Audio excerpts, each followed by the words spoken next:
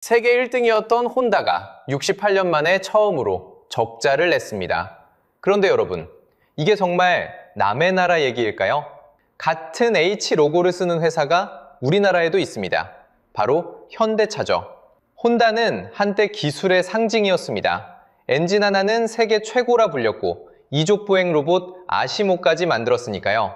그런데 그런 회사가 양산을 코앞에 둔 전기차 3종류를 한꺼번에 버렸습니다. 잃은 돈만 단번에 2조 7천억 원. 도대체 무슨 일이 있었던 걸까요? 그리고 더 중요한 질문 하나. 혼다의 오늘이, 현대차의 내일이 되지 말란 법이 있을까요?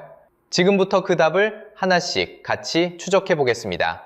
2026년 3월 12일이었습니다. 자동차 업계가 술렁였죠. 세계 최고의 기술 기업으로 불리던 혼다가 양산을 코앞에 둔 전기차 3종류를 한꺼번에 폐기했거든요. 북미 시장에 내놓을 혼다 제로 SUV, 혼다 제로 살룬, 그리고 아큐라 RSX. 이미 공장도 돌릴 준비가 끝난 차들이었습니다.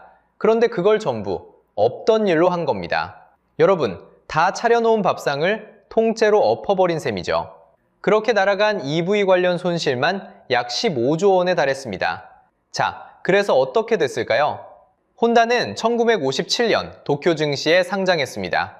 그 뒤로 68년이었습니다. 68년 동안 단 한 번도 적자를 낸 적이 없는 회사였어요.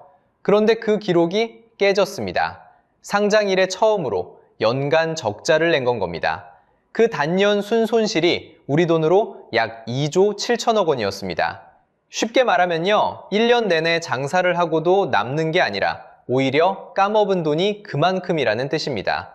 여기서 진짜 무서운 대목이 있습니다. 이 적자는 누구도 예상하지 못한 결과였어요.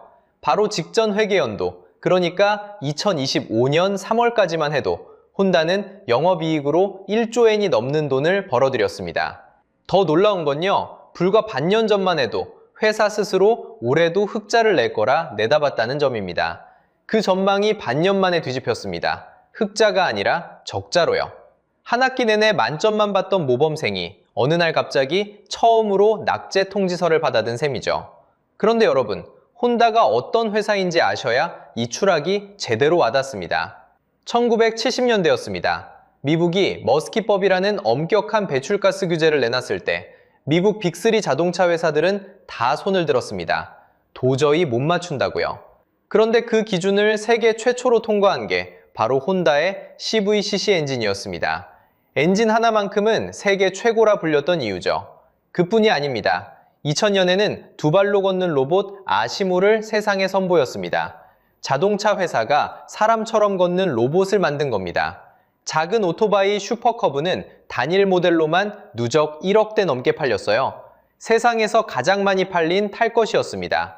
심지어 혼다는 하늘도 넘봤습니다. 혼다 제트라는 소형 비행기를 직접 설계해 만들었거든요. 자동차 회사가 비행기까지 띄운 겁니다. 한때는 F1 무대를 호령하던 엔진 명가이기도 했죠. 90년대 어코드를 기억하시는 분도 많을 겁니다. 한 시대를 풍미한 명차였어요. 이렇게 기술과 명성을 모두 거머쥔 회사였습니다. 그런데 그런 혼다가 처음으로 무릎을 꿇었습니다. 기술이 모자라서요? 돈이 없어서요? 다들 원인은 뻔하다고 말합니다. 중국, 그리고 트럼프죠. 하지만 정작 더 이상한 건 따로 있습니다. 똑같은 파도를 다 같이 맞았는데 혼다 혼자만 이렇게 됐다는 겁니다. 자, 그럼 도대체 왜 이런 일이 벌어진 걸까요? 뉴스를 켜면 다들 범인을 똑같이 지목합니다. 첫 번째는 중국입니다. 들어보셨을 겁니다. BYD라는 회사죠. 이 회사가 2025년 한 해에 전 세계에서 460만 대를 팔았습니다. 세계 5위권에 단숨에 올라선 겁니다. 그 과정에서 혼다와 닛산을 추월해버렸어요. 순수 전기차만 놓고 보면 테슬라까지 처음으로 제쳤습니다. 불과 몇 년 전만 해도 짝퉁 만드는 회사 취급을 받던 곳이었는데 말이죠. 그런 회사가 어느새 일본 자동차에 등을 떠밀고 있습니다. 두 번째 범인은 트럼프입니다. 미국이 전기차 보조금을 끊어버렸어요. 새 전기차를 사면 얹어주던 7,500달러. 그게 2025년 9월 30일부로 사라졌습니다. 우리 돈으로 1,000만 원 넘는 할인이 하루아침에 없어진 셈이죠. 거기에 수입차에는 25% 관세까지 매겼습니다. 다만 여기서 정확히 짚을 게 있습니다. 혼다는 미국에서 파는 차를 미국에서 꽤 많이 만들거든요. 그래서 직격탄이라고 하긴 어렵습니다. 그래도 부품이나 캐나다, 멕시코에서 들여오는 물량에서는 타격을 받았어요. 그 금액이 한 회계 연도에 약 3,469억엔, 무시할 수 없는 돈입니다. 세 번째는 미국 전기차 시장 자체가 식어버린 겁니다. 충전소는 여전히 부족하고 겨울만 되면 주행거리가 뚝뚝 떨어지죠. 거기다 보조금까지 끊겼으니 사람들이 전기차 지갑을 닫기 시작한 겁니다. 그렇게 뜨겁던 시장이 한순간에 차갑게 식어버렸어요. 자, 여기까지 들으면 결론은 뻔해 보입니다. 중국이 치고 올라오고 트럼프가 발목을 잡고 시장은 얼어붙었다. 혼다가 무너질만 하네, 이렇게요. 그런데 여러분, 여기서 한 가지만 같이 생각해 보겠습니다. 이 세 가지 파도, 과연 혼다만 맞았을까요? 아닙니다. 도요타도 똑같이 맞았습니다. 우리 현대차도 그대로 맞았어요. 중국 BYD가 무서운 건 일본만의 일이 아니죠. 트럼프 관세는 한국 차에도 똑같이 떨어졌습니다. 미국 전기차 시장이 식은 것도 모두에게 공평했어요. 같은 바다에서 같은 폭풍을 다 같이 맞은 겁니다. 그런데 결과를 보세요. 혼다만 68년 만에 첫 적자를 냈습니다. 도요타도, 현대차도 멀쩡합니다. 이상하지 않으십니까? 쉽게 말하면 이런 거예요. 같은 동네에 똑같은 태풍이 지나갔는데 유독 한 집만 지붕이 통째로 날아갔다고 생각해 보세요. 그럼 우리는 뭘 의심해야 할까요? 태풍 탓이라고만 할 수 있을까요? 아니죠. 진짜 문제는 그 집 자체에 있었다고 봐야 합니다. 애초에 지붕이 약했거나 기둥에 금이가 있었던 겁니다. 혼다도 마찬가지입니다. 중국도, 트럼프도, 시장도 분명히 거센 바람이었습니다. 하지만 그 바람에 혼자만 쓰러졌다면 무너진 이유는 바람이 아니라 혼다 안쪽에 있었던 겁니다. 진짜 균열은 바깥이 아니라 그 회사 깊은 곳에서 이미 벌어지고 있었어요. 그리고 그 균열의 시작점에는 엔진밖에 모르던 한 남자가 서 있었습니다. 자, 이제 혼다 안쪽으로 들어가 보겠습니다. 그 균열의 시작점에는 엔진밖에 모르던 한 남자가 있습니다. 2021년에 사장 자리에 오른 미베 도시로. 이 사람의 이력이 중요합니다. 평생 엔진을, 정확히는 파워트레인을 만들어 온 기술자 출신이거든요. 엔진 하나로 세계를 평정한 회사의 정점에 가장 엔진을 잘 아는 사람이 앉은 겁니다. 그가 취임하자마자 던진 승부수가 있었습니다. 2040년까지 신차를 100% 전기차와 수소차로만 팔겠다. 엔진을 버리겠다는 선언이었죠. 그리고 거기에 무려 10조엔, 우리 돈으로 약 93조 원을 쏟아붓겠다고 했습니다. 쉽게 말하면요, 회사의 미래를 통째로 전기차에 건 겁니다. 방향만 보면 틀린 결정이 아니었어요. 시대가 그쪽으로 가고 있었으니까요. 그런데 여기서 핵심입니다. 방향은 맞았는데 속도가 어긋났습니다. 혼다는 사실 전기차를 일찍부터 만들었던 회사예요. 문제는 그 차들이 시대를 못 따라갔다는 거죠. 대표적인 게 2020년에 나온 혼다이라는 전기차입니다. 한 번 충전하면 약 220km를 갑니다. 같은 시기 현대차의 코나 전기차는 406km를 갔어요. 비슷한 값을 주고도 100km 넘게 덜 가는 차였던 겁니다. 여러분 생각해보세요. 전기차를 사는 사람이 가장 먼저 보는 게 뭡니까? 한 번 충전에 얼마나 가느냐죠. 그 가장 기본적인 경쟁에서 혼다는 뒤처져 있었습니다. 기술이 없어서가 아니에요. 엔진에 대한 자부심이 너무 컸던 거죠. 엔진을 가장 잘 만드는 사람이 사장이니 그 엔진을 버리는 결단이 가장 어려웠던 겁니다. 자기 손으로 만든 가장 자랑스러운 걸 자기 손으로 내려놓아야 하는 일이었으니까요.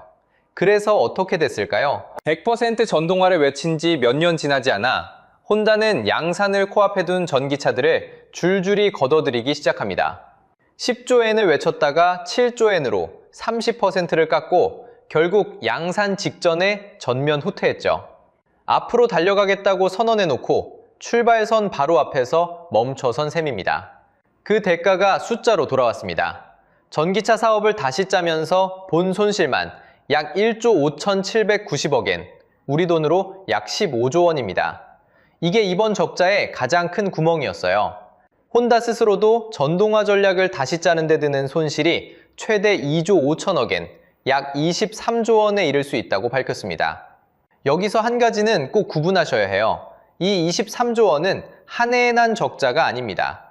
올해와 내년에 걸쳐 잡힐 수 있는 손실의 최대치, 그러니까 상한선이에요. 한 해 순손실 2조 7천억 원과는 다른 숫자라는 거죠. 전환이 늦은 대가는 시장에서도 그대로 드러났습니다. 가장 아픈 곳이 중국이었어요. 혼다 중국 판매는 2020년에 162만 대로 정점을 찍었습니다. 그런데 2024년엔 약 85만 대로 주저앉았죠. 정점에서 거의 반토막이 난 겁니다. 그리고 그 내리막은 멈추지 않았어요.